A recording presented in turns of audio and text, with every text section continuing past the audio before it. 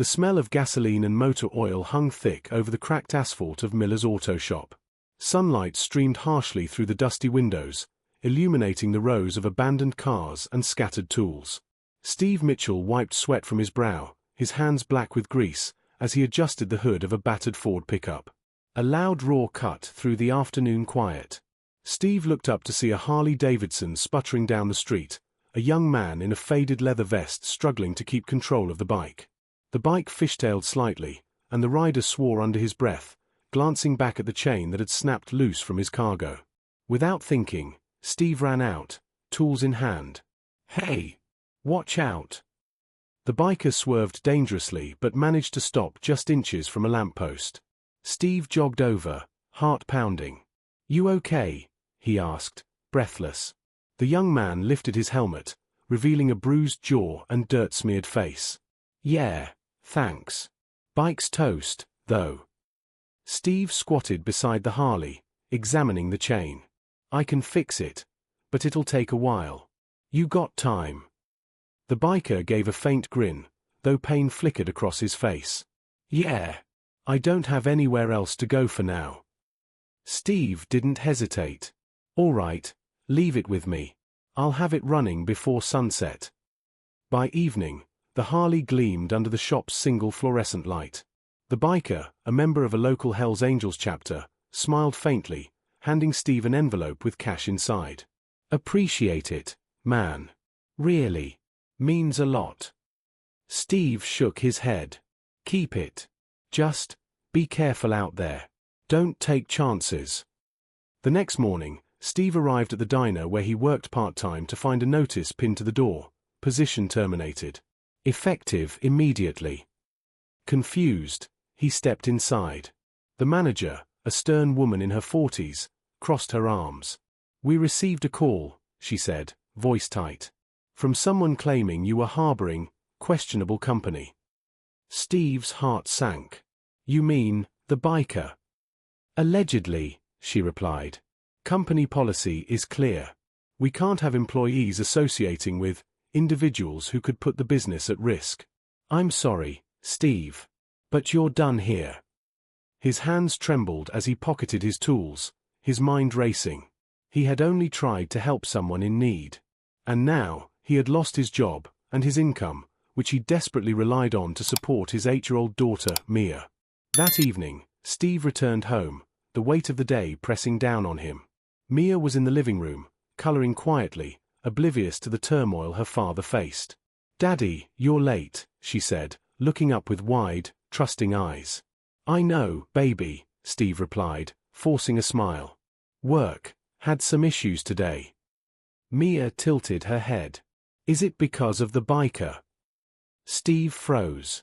The child's innocent observation cut through him. He nodded slowly. "Yeah, something like that." Mia's small hands clenched. "But you helped him. That's good, Daddy." Steve swallowed, emotion tight in his throat. "I just did what I thought was right." As the sun dipped behind the rooftops, Steve stared out the window, the fading light catching the dust motes in the air. The world seemed suddenly colder, harsher. Helping someone had cost him everything. And yet, somewhere deep in the distance, the echo of a Harley's roar seemed to promise that the story was far from over. The next morning, the street outside Steve's small apartment buzzed with the distant hum of motorcycles.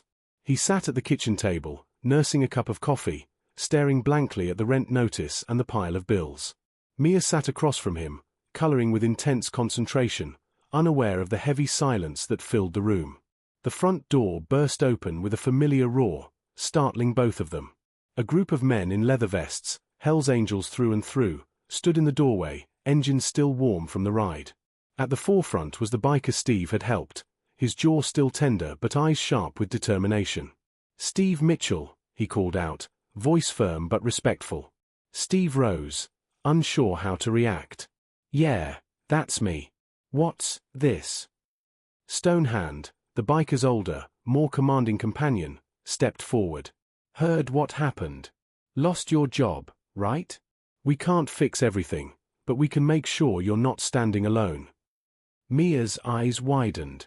"Daddy, are those Family, Steve muttered under his breath, realizing the truth in Stonehand's words. The bikers moved with a quiet efficiency, unloading tools, food, and even a small stack of gift cards. It wasn't charity, it was a statement. Loyalty isn't just about brothers in leather, it's about standing up for anyone who does the right thing.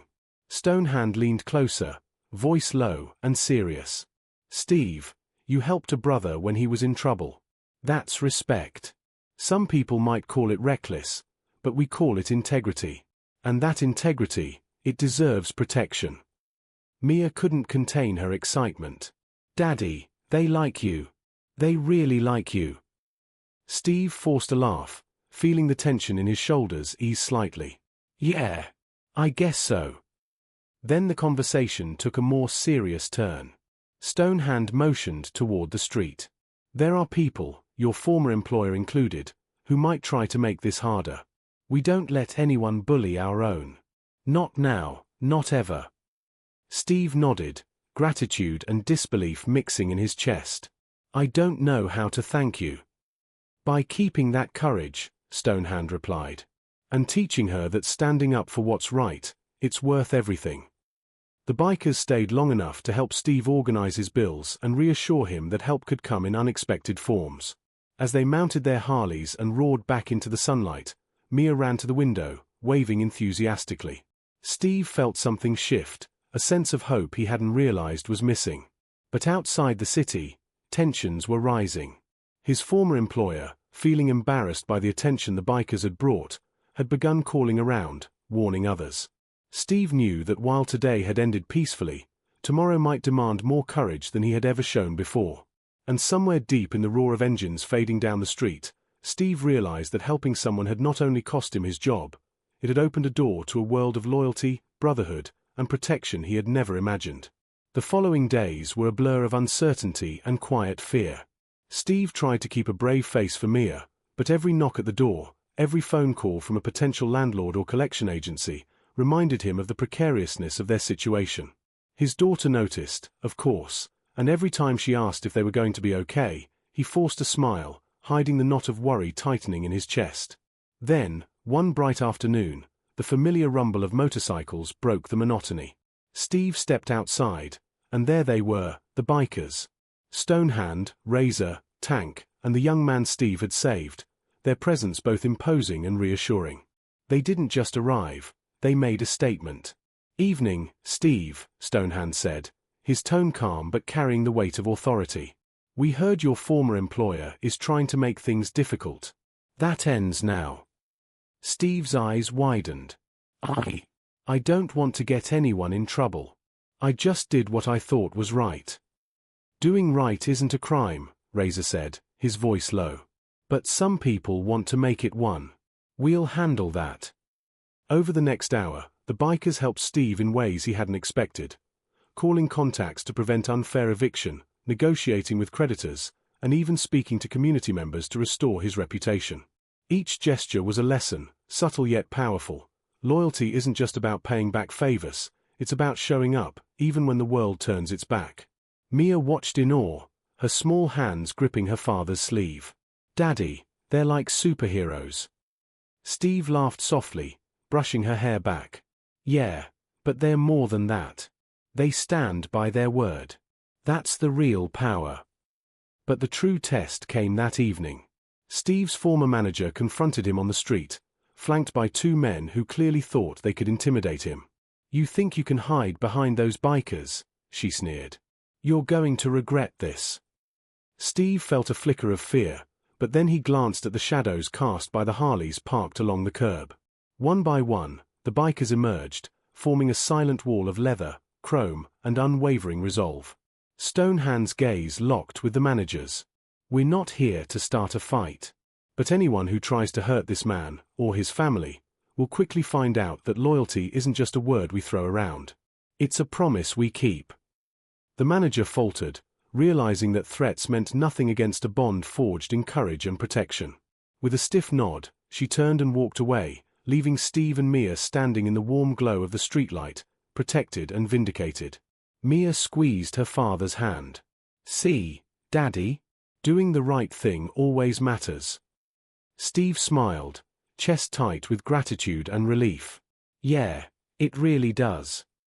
As the bikers mounted their Harleys and rode off into the sunset, their engines a low, steady heartbeat across the town, Steve understood something profound. Helping someone in need may cost you, but the reward is a kind of loyalty and protection money could never buy. The world had tested him. And thanks to unexpected allies, he had passed with honor.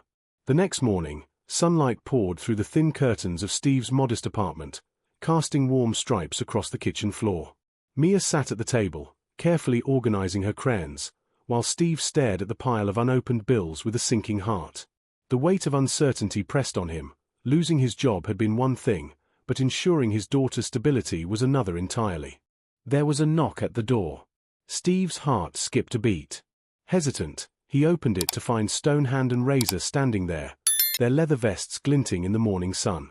They didn't smile, didn't offer idle greetings. Their presence alone carried an unspoken assurance. They were here because loyalty demanded it. "Steve," Stonehand began, voice low but unwavering, "we've got a plan. We're going to make sure you and your daughter are secure. You helped one of ours when he was in need, now we stand by you." Steve shook his head, overwhelmed.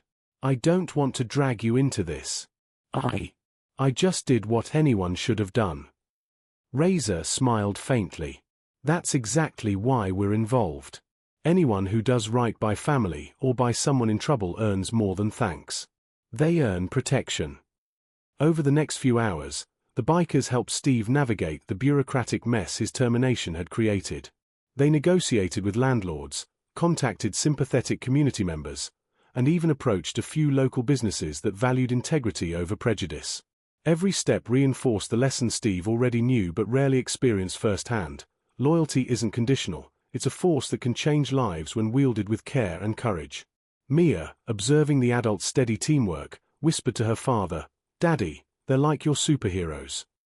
Steve chuckled softly, ruffling her hair. "Yeah, kid. But the real lesson is that courage isn't about being invincible. It's about standing up, even when the world seems against you."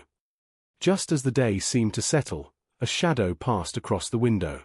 Steve's former manager appeared again, this time with a more aggressive stance. "You think you're untouchable now? You're finished.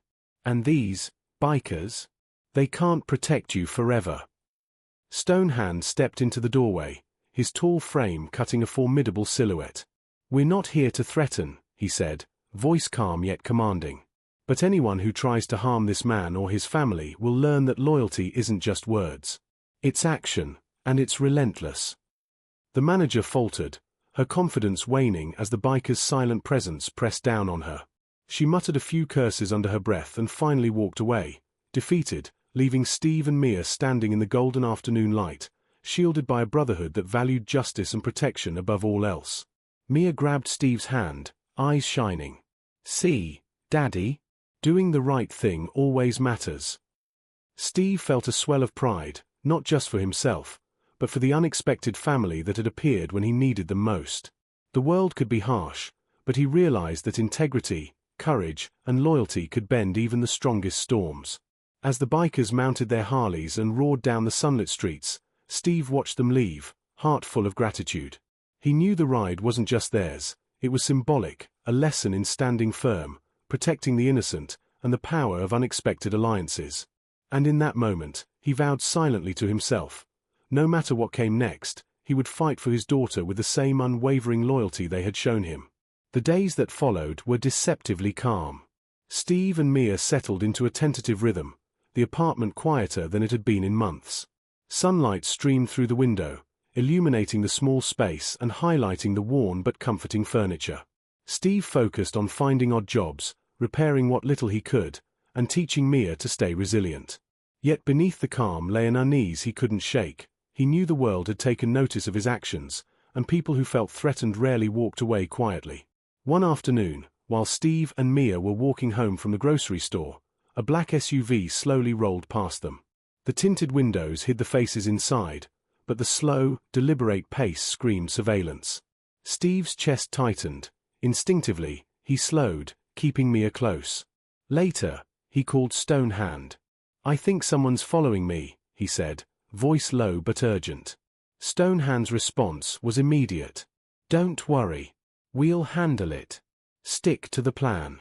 Stay calm, and don't engage." By evening, a convoy of Harleys pulled up outside Steve's apartment. Stonehand, Razor, Tank, and 2 others dismounted, their presence a shield as much as a warning. "You're not alone, Steve," Stonehand said firmly, scanning the surrounding streets. "These people think intimidation works, but they haven't met the kind of loyalty we ride for." The bikers devised a plan. Steve and Mia would stay within a protective circle, while the Angels discreetly investigated the SUV and its occupants. They were relentless in their surveillance, quietly gathering information, documenting license plates, and tracing connections. Steve marveled at their efficiency, realizing that these weren't just men on motorcycles. They were guardians who understood courage, loyalty, and strategy in equal measure. By the 3rd day, Stonehand returned with news. "The SUV belongs to someone who tried to pressure your former employer into firing you. They've got no legal footing, and now we've got leverage. You're clear, Steve. The threat's neutralized." Steve exhaled, a mix of relief and disbelief flooding him. Mia's small hand squeezed his. "See, Daddy? They really did protect us." "Yes," Steve whispered, hugging her tightly. "And we have to remember that helping others isn't just about immediate action, it's about standing by what's right, no matter the cost." The sun set behind the rooftops, casting golden light over the streets. The Harley's chrome reflected it like a promise, a silent reminder that courage and loyalty could change lives in ways money or fear never could. For Steve, it wasn't just about getting his job back or fighting off threats, it was about the lesson he could pass to Mia, that standing up for what's right could bring unexpected allies, and that loyalty, once earned, could never be broken.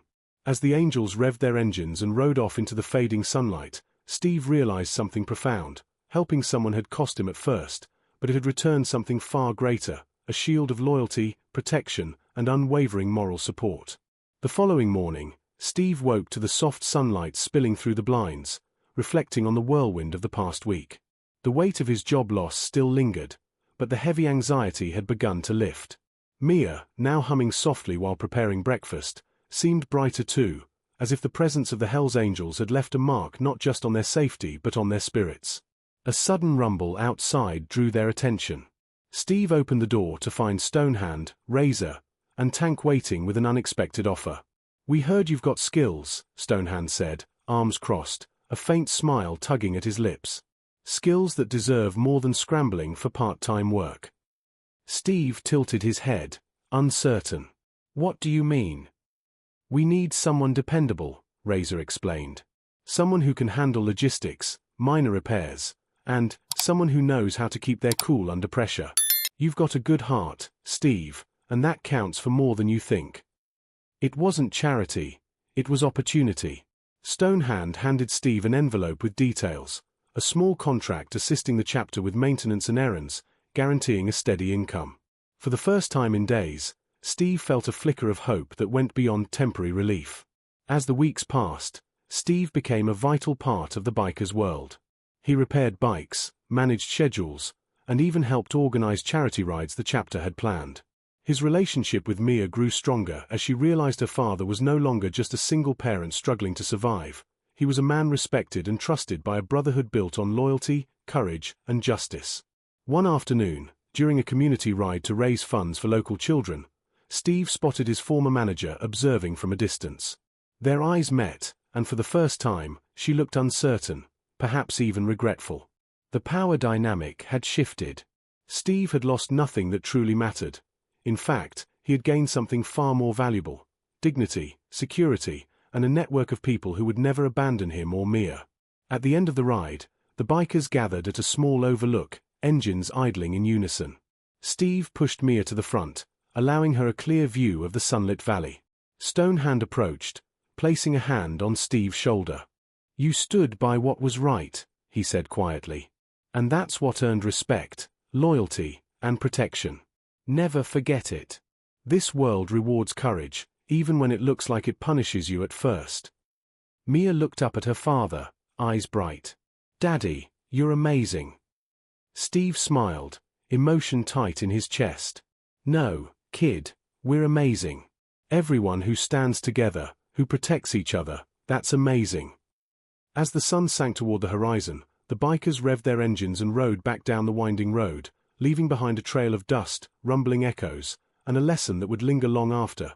Doing the right thing can cost you at first, but the rewards, loyalty, and moral redemption that follow are priceless.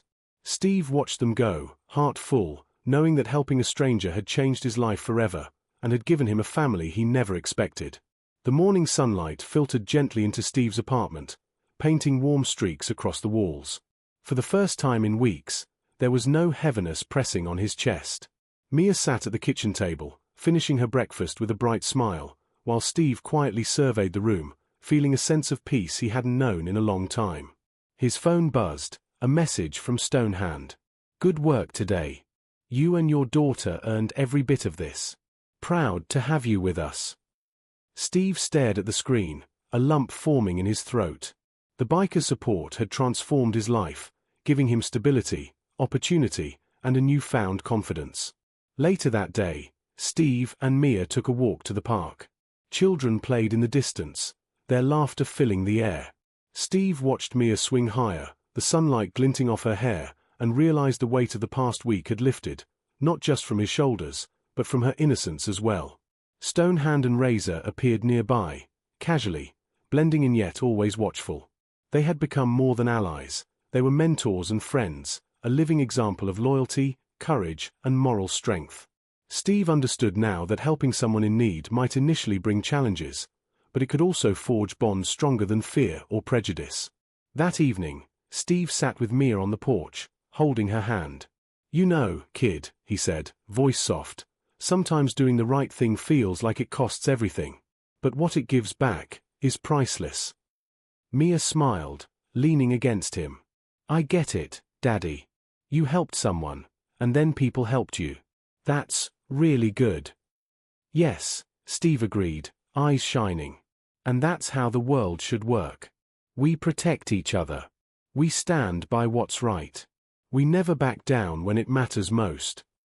The distant rumble of Harleys echoed down the street, a steady reminder of loyalty, protection, and justice. Steve realized that the chapter of his life that had seemed so uncertain was now filled with hope, courage, and an unbreakable bond.